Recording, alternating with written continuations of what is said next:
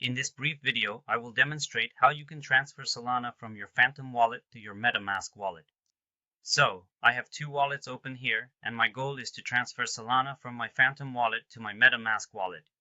To achieve this, I need to connect the Solana network address directly from your Metamask wallet. For this, in Metamask, I'll switch to the Solana network. And then I will simply copy the address here. Now, within my Phantom wallet, I will proceed to select Solana and click Send.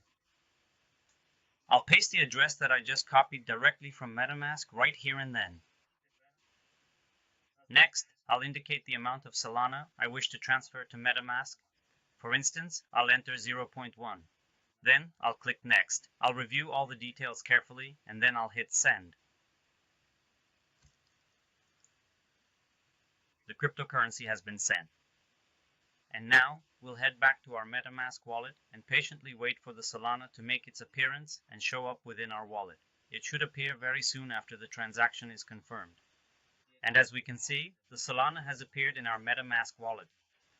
Should you have any further questions, please feel free to leave a comment directly below this video.